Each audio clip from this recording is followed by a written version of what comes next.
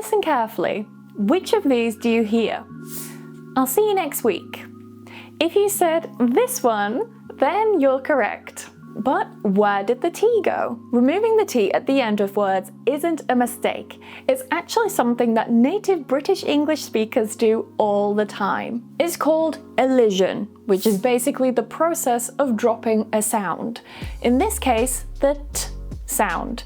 This makes your speech clearer, smoother, faster, and more fluid. So in this video, you'll learn why the T disappears, when you can drop it naturally, and then we'll practice together using real examples and quick drills to help your speech sound more fluent and connected. I'm Emma, a qualified British English pronunciation coach with a degree in English language and linguistics, a Cambridge CELTA teaching qualification, and a master's degree in teaching English to speakers of other languages.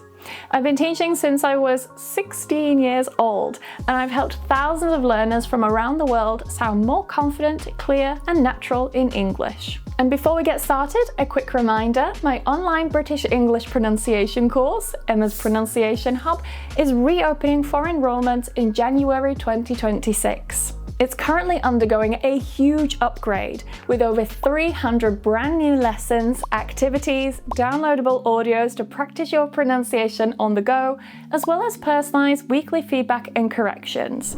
So if you're serious about improving your British English pronunciation, you can join the VIP waitlist using the link down below. You'll also get access to free live workshops and exclusive bonuses when the doors open. Alright, let's dive into today's British English pronunciation lesson.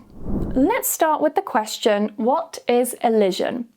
Elision means leaving out a sound when speaking, especially in fast or casual speech. In British English, one of the most common examples is dropping the T sound when it appears in a consonant cluster. That means when the T comes between or even before other consonants. So instead of saying next week, which is a little difficult to say, many speakers say next week. Next week.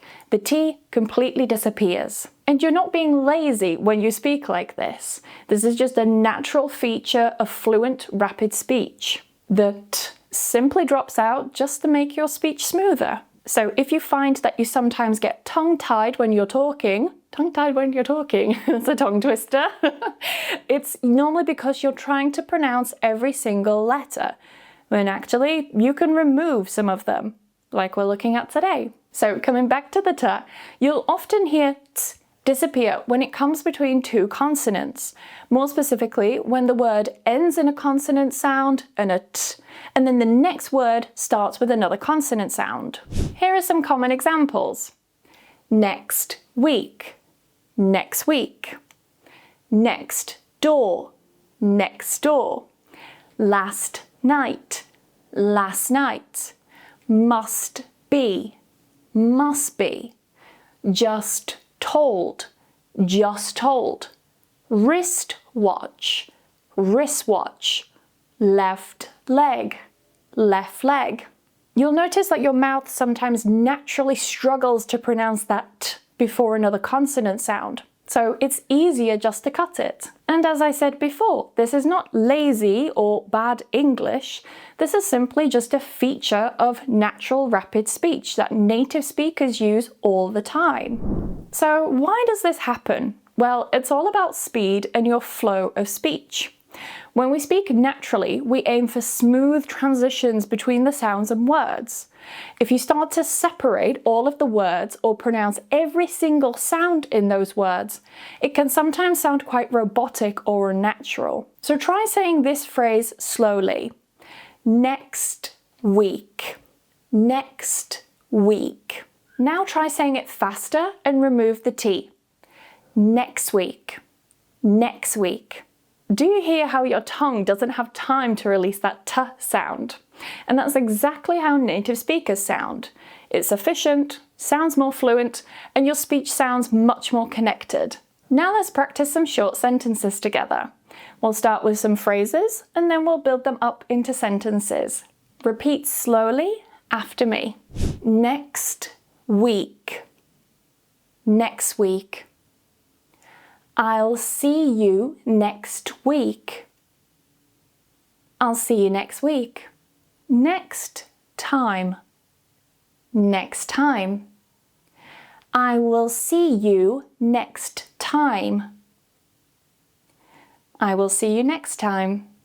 Next day. Next day. It happened the next day. It happened the next day. Last night. Last night. I saw him last night. I saw him last night. With this, you can also pronounce last as last. Just depends on what kind of accent you want to go with. I speak using the a. Just told. Just told. She just told me. She just told me. Must be. Must be. He must be tired. He must be tired. Wrist watch. Wristwatch. My wristwatch is broken. My wristwatch is broken.